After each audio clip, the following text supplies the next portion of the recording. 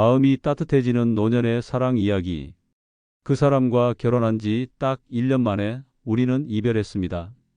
그때 비로소 깨달았어요. 외로움을 피하려다 더 깊은 외로움에 빠질 수 있다는 걸. 그렇게 좋은 사람과 왜 헤어졌냐고요? 지금 제 이야기를 들으시는 분들 중에도 그런 생각이 드실 겁니다. 저도 한때는 믿었어요. 따뜻한 마음만 있다면 무엇이든 극복할 수 있다고요. 하지만 나이를 먹을수록 사랑은 마음만으로는 완성되지 않는다는 걸 뼈저리게 느끼게 되었습니다. 안녕하세요. 저는 광주에 사는 65살 송영철입니다. 아내를 떠나보낸 지 7년, 자식들마저 모두 떠나고 저는 혼자 남게 되었습니다. 처음엔 괜찮은 줄 알았어요. 아침에는 신문을 읽고 가끔 낚시도 다니며 시간을 보냈죠. 하지만 저녁이 찾아오면 숟가락 부딪히는 소리 하나, 텔레비전에서 흘러나오는 웃음소리 하나, 그 모든 것들이 마음을 더 쓸쓸하게 만들었습니다. 그런 저에게 오랜 친구 하나가 등산 모임을 권했어요. 혼자만 있지 말고 사람들 좀 만나봐. 좋을 거야. 처음엔 웃으며 넘겼죠. 내 나이에 무슨 사람을 만나? 그렇게 말했지만 어쩐지 그 말이 머릿속에서 떠나지 않았습니다. 그날 이후 오래된 등산화를 꺼내놓은 제 모습을 발견했습니다. 혹시 지금 이 이야기를 듣고 계신 분들 중에 나도 언젠가 다시 누군가를 만날 수 있을까? 그런 생각이 드는 분이 계시다면 좋아요 한번 눌러주시고 구독도 함께 부탁드립니다. 오늘 제 이야기가 여러분 마음속에 작은 위로가 되었으면 좋겠습니다. 그렇게 저는 등산 모임에 첫 발을 내딛게 되었고 그날 제 마음속에 오래도록 남을 한 사람을 만났습니다. 이름은 강영미. 조용한 눈웃음이 매력적인 참 따뜻한 사람이었습니다. 처음 모임에 갔을 때는 모퉁이에 앉아 조용히 주변을 살피고 있었어요. 사람들 사이에 끼는 것도 내 이야기를 꺼내는 것도 왠지 어색하게만 느껴졌거든요. 그때였습니다. 누군가 제 옆에 살며시 앉더니 먼저 말을 걸어왔습니다. 처음 나오셨죠? 낯설지 않은 말투, 편안한 목소리였습니다. 고개를 돌리자 부드러운 미소를 짓고 있는 그녀가 있었습니다. 그녀가 바로 강영미 씨였습니다. 그 순간 이상하게도 마음이 편안해졌어요. 무슨 이야기를 나눴는지 세세히 기억나진 않지만 그날 저는 정말 오랜만에 마음껏 웃었습니다. 대화가 술술 이어졌고 어색함은 어느새 사라졌습니다. 그 후로도 우리는 매주 모임에 함께 참석했습니다. 함께 산을 오르고 땀을 닦으며 웃고 내려와서는 따뜻한 칼국수 한 그릇을 나눠 먹었죠. 그녀는 참 이야기를 잘 들어주는 사람이었습니다. 말이 많지 않아도 대화 중간을 끊지 않고 때때로 고개를 끄덕이며 제 이야기에 진심으로 귀 기울여 주었어요. 그런 모습이 제게는 얼마나 특별하고 감사한 일이었는지 모릅니다. 그녀 앞에서는 저도 모르게 마음속 이야기들이 흘러나왔습니다. 아내를 잃고 난 후의 공허함, 혼자 늙어간다는 두려움, 그동안 아무에게도 하지 못했던 이야기들이 그날따라 자연스럽게 쏟아져 나왔습니다. 그녀는 조용히 듣고 있다가 작은 목소리로 말했습니다. 저도 그래요. 혼자라는 건 참 무거운 시간이더라고요. 그 말에 제 눈시울이 뜨거워졌습니다. 나만 그런 게 아니구나. 그저 그 사실만으로도 마음이 위로받는 기분이었습니다. 그날 이후로 저는 매주 토요일이 기다려졌습니다. 산을 오르는 것도 좋았지만 그녀와 나눌 따뜻한 대화와 미소가 제 마음을 다시 설레게 만들었으니까요. 우리는 자연스럽게 둘만의 시간을 갖게 되었습니다. 한 번은 산을 내려오다 그녀가 물었습니다. 다음엔 산 말고 바다 보러 갈래요? 그 말이 얼마나 기쁘던지 집으로 돌아오는 길 내내 마음이 바다처럼 일렁거렸습니다. 그렇게 짧은 여행도 함께 했습니다. 차 안에서는 오래된 트로트가 흘러나오고 휴게소에서 먹는 어묵 한 그릇에도 행복이 가득했습니다. 조용한 바닷가에 나란히 앉아 저녁 노을을 바라보던 날 그녀의 손이 살며시 제 손에 닿았을 때 저는 마음속으로 중얼거렸습니다. 아, 나 다시 사랑하고 있구나. 그녀도 제게 마음을 열고 있다는 걸 느꼈습니다. 서로의 과거와 미래에 대한 이야기를 나누는 일이 점점 자연스러워졌으니까요. 하지만 한 가지 고민이 있었습니다. 바로 제 자녀들의 반응이었죠. 딸과 아들은 제가 새로운 사람을 만난다는 사실에 당황했고, 특히 딸아이는 조심스럽게 말했습니다. 아빠가 외롭다는 건 알지만 엄마 자리에 누가 오는 건 아직은. 그 말이 마음에 오래 남았습니다. 한동안 망설였어요. 이 관계를 더 깊이 이어가도 되는 건지, 다시 누군가의 남편이 되어도 괜찮은 건지. 그런 저에게 그녀는 이렇게 말해 주었습니다. 영철 씨 아이들 마음도 중요하지만 이제는 당신 인생도 소중하게 살아야 해요. 당신이 행복해야 아이들도 진짜 안심할 수 있어요. 그 말에 마음이 한결 가벼워졌습니다. 나보다 내 삶을 더 따뜻하게 바라봐 주는 사람이 곁에 있다는 것, 그것은 정말 큰 위로이자 용기였습니다. 그렇게 우리는 조심스럽지만 따뜻한 마음으로 가족들만 초대한 작은 결혼식을 올렸습니다. 결혼식은 아주 소박했어요. 양가 자녀들과 가까운 친구 몇 명, 그리고 저와 그녀. 정말 오랜만에 누군가를 위해 정장을 차려입고 꽃 한 송이를 손에 들고 서 있으니 마음이 참 이상했습니다. 설레면서도 묘하게 두려운 기분이 공존했죠. 결혼 후 처음 함께 보낸 밤, 조심스럽게 그녀의 손을 잡았습니다. 그녀는 살짝 웃으며 말했습니다. 이제 정말 둘이 되었네요. 그 말이 그렇게 따뜻하게 느껴질 줄 몰랐습니다. 하지만 결혼 생활이란 낭만적인 밤보다는 함께 맞이하는 평범한 아침에서 시작된다는 걸 곧 알게 되었습니다. 그녀는 아침에 일어나 음악을 틀어놓는 것을 좋아했습니다. 피아노 소리나 트로트를 배경으로 아침 식사를 준비하곤 했죠.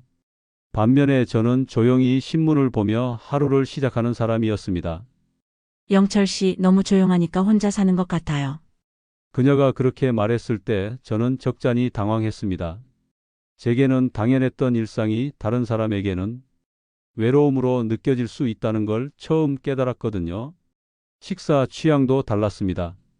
그녀는 가끔 파스타를 만들고 새로운 요리법을 시도하는 걸 즐겼어요.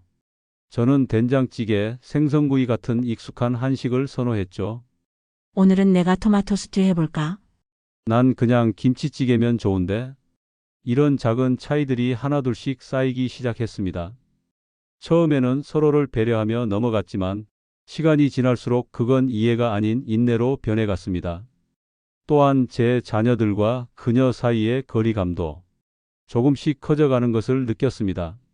처음에는 서로를 존중하려 노력했지만 생활 속 사소한 오해들이 쌓이면서 우리는 점점 하나의 가족이 아닌 두 집안처럼 느껴지기 시작했습니다.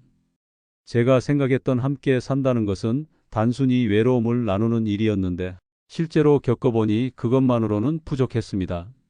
처음에는 정말 서로를 위해 많이 노력했습니다. 저는 그녀의 아침 음악에 익숙해지려 했고 그녀는 저를 위해 한식도 자주 준비했습니다. 하지만 마음이란 게 억지로 맞출수록 어딘가 자꾸 어긋나는 법이더군요. 밤이 되면 그녀는 쉽게 잠들지 못했습니다. 낯선 공간의 냄새, 말하지 않아도 느껴지는 거리감이 그녀를 불편하게 만든다는 걸 알 수 있었습니다. 저도 그런 그녀를 배려하고 싶었습니다. 그래서 조심스레 제안했습니다. 우리 방을 따로 쓰는 건 어떨까요? 그녀는 조용히 고개를 끄덕였습니다. 그렇게 각자의 방에서 지내게 된 후 우리는 더 이상 같은 밤을 나누지 않았습니다. 아침이면 저는 제 방에서 일어나 신문을 보고 그녀는 주방에서 조용히 아침 식사를 준비했습니다. 저녁에는 함께 TV를 보다가 말없이 각자의 방으로 들어갔죠. 함께 살고 있었지만 마치 룸메이트처럼 느껴지는 날들이 많아졌습니다. 영철 씨 오늘은 어땠어요? 그냥 평범했어요. 당신은요? 저도 그냥 그랬어요. 이런 짧은 대화가 전부였습니다. 점점 대화조차 줄어들고 우리는 서로의 하루에 깊이 관여하지 않게 되었습니다. 더 이상 서로에게 서운함을 표현하지도 않았어요. 그저 조심스레 거리를 두며 이 사람은 이런 사람이니까라고 받아들이는 척했을 뿐입니다. 하지만 그건 사랑이 아닌 공손한 거리감이었습니다. 그리고 어느 날 그녀가 조용히 말했습니다. 우리 이야기 좀 할까요?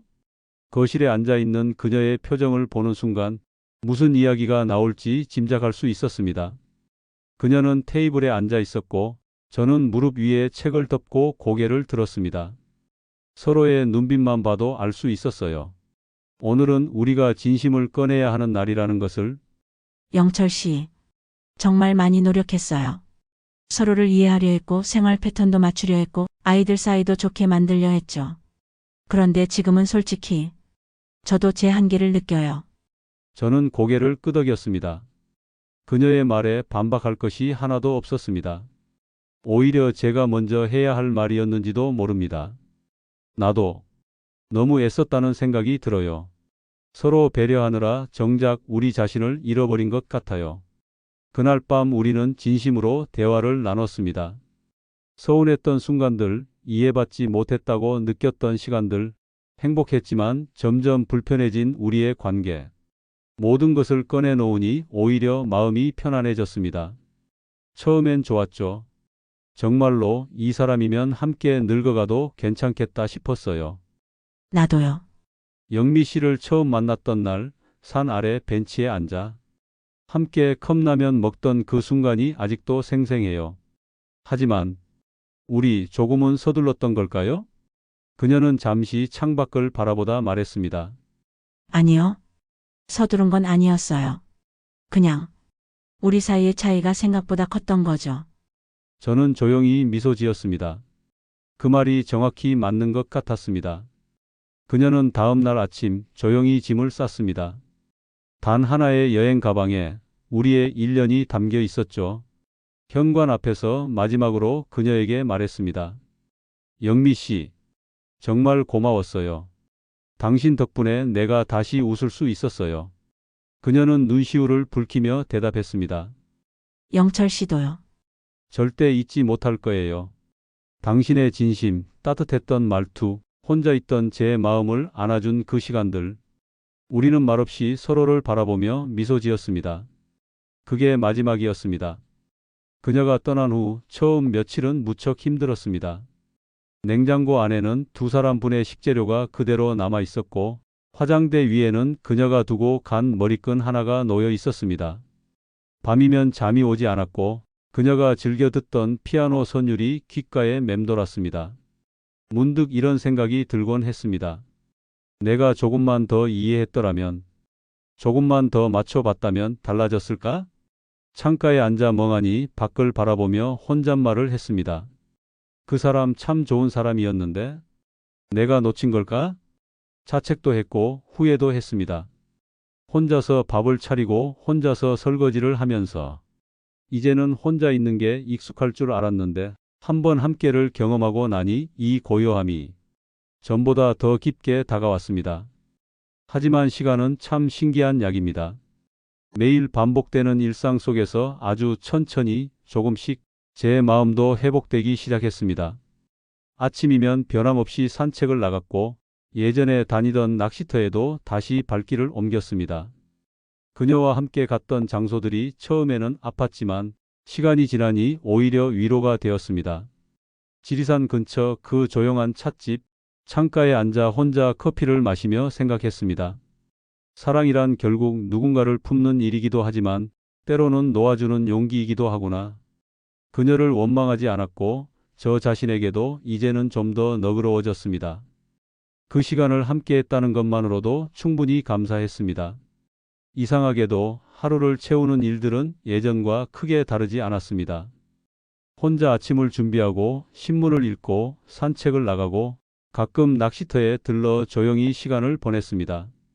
하지만 달라진 건 제 마음이었습니다. 예전에는 이 고요함이 두려움이었고 외로움은 언제나 저를 따라다니는 그림자 같았지만 지금은 그 고요함이 조금은 익숙하고 편안해졌습니다. 전에는 혼자 걷는 길이 막막하게만 느껴졌지만 이제는 그 길 위에서 제 숨소리와 발자국 소리를 듣는 일마저 조용한 위로가 되었습니다. 저는 지역 복지관에서 자원봉사도 시작했습니다. 어르신들께 책을 읽어드리고 말동무가 되어드리는 시간들이 참 소중하게 느껴졌습니다. 선생님 목소리 참 좋네요. 라디오에 나가셔도 되겠어요? 한 어르신의 말씀에 괜히 얼굴이 붉어졌습니다. 저는 단지 누군가의 하루를 조금 덜 외롭게 해드릴 수 있다는 것이 너무나 감사했습니다. 집에 돌아오면 가끔 그녀가 쓰던 머그잔에 따뜻한 차를 따르고 그녀가 좋아했던 음악을 조용히 틀어놓습니다. 어쩌면 그녀는 제 곁을 떠났지만 그 시간이 완전히 사라진 건 아니겠지요. 그녀와의 기억이 제 안에 남아 지금의 저를 조금 더 단단하고 따뜻하게 만들어주고 있으니까요. 이제는 알 것 같습니다. 누군가와 함께하는 삶이 전부가 아니고 혼자 있는 시간 속에서도 충분히 빛나는 순간들이 있다는 걸. 지금 돌아보면 그녀와의 1년은 제 인생에서 가장 뜨겁고 가장 조용했던 계절이었습니다. 저는 그 시간을 통해 참 많은 것을 배웠습니다. 그리고 마침내 이렇게 말할 수 있게 되었습니다. 사랑은 누군가를 바꾸는 게 아니라 있는 그대로를 받아들이는 것이라고요. 젊을 때는 마음만 통하면 모든 걸 해낼 수 있다고 생각했습니다. 하지만 나이가 들수록 사람 사이의 다름은 마음만으로는 다 품을 수 없다는 걸 알게 되었습니다. 생활 습관 하나, 식사 취향 하나, 아침을 맞이하는 방식까지 그 모든 것이 얼마나 중요한지 이제는 깊이 이해합니다. 그리고 더 중요한 진실도 깨달았습니다. 혼자 있는 삶이 꼭 외로운 것은 아니라는 것, 누군가와 함께 한다고 해서 반드시 행복한 것도 아니라는 것, 외로움을 피하려 서둘렀던 결혼이 결국 더 깊은 외로움을 만들었지만 그 경험이 없었다면 지금의 이 평온함과 단단함도 얻지 못했을 겁니다. 지금 이 이야기를 듣고 계신 여러분, 혹시 저처럼 노년의 사랑을 고민하고 계신가요? 그렇다면 몇 가지 말씀을 드리고 싶습니다. 먼저 그 사람과의 일상 리듬을 꼭 알아보세요. 식사 시간, 취침 시간, 취미, 대화 방식까지. 작은 차이가 긴 시간 함께 할수록 더 크게 느껴질 수 있습니다. 그리고 건강 문제도 솔직히 나누세요. 몸이 불편하거나 치료 중인 부분이 있다면 서로 알아야 합니다. 사랑이 모든 걸 이긴다고 믿고 시작하면 그 기대가 오히려 서로를 지치게 할 수 있어요. 하지만 그렇다고 사랑을 두려워하지는 마세요. 지금 저는 누구와도 비교하지 않는 저만의 속도로 살아가고 있습니다. 누군가의 손을 잡고 함께 걷던 시간도 아름다웠고 지금 이렇게 혼자 걷는 길도 나름의 따뜻함이 있습니다. 어쩌면 인생은 함께할 줄 아는 용기와 떠나보낼 줄 아는 용기, 그리고 혼자서도 괜찮다고 말해줄 수 있는 스스로에 대한 믿음이 조금씩 섞여 있을 때 완성되는 건지도 모르겠습니다. 누군가 제게 다시 묻는다면 그 결혼 후회하지 않으세요? 아니요, 후회하지 않습니다. 그녀와의 시간이 있었기에 지금의 제가 더 단단해졌고 누군가를 더 깊이 이해할 수 있게 되었으니까요. 사랑은 언제나 특별합니다. 나이가 몇이든 몇 번의 이별을 겪었든 새로운 시작을 꿈꾸는 그 마음은 결코 가볍지 않습니다. 여러분, 지금 마음속에 품고 있는 누군가가 있으신가요? 그 사람을 생각하며 망설이는 분들, 혹은 이미 누군가와 새로운 시작을 준비 중이신 분들, 저처럼 이별을 지나 조용한 일상을 회복하고 있는 분들까지 당신의 이야기를 댓글로 남겨주실 수 있을까요? 여러분은 지금 어떤 사랑을 하고 계신가요? 저처럼 누군가의 이야기에 공감받고 싶은 분들이 분명히 계실 거예요. 그리고 오늘 제 이야기가 당신의 마음 한구석에 작은 온기를 남겼다면 좋아요와 구독 눌러주시면 감사하겠습니다. 앞으로도 삶과 사람, 그리고 진심을 담은 이야기들로 여러분과 함께 하고 싶습니다. 지금까지 제 이야기를 들어주셔서 진심으로 감사합니다. 여러분의 남은 하루가 따뜻하기를 바랍니다.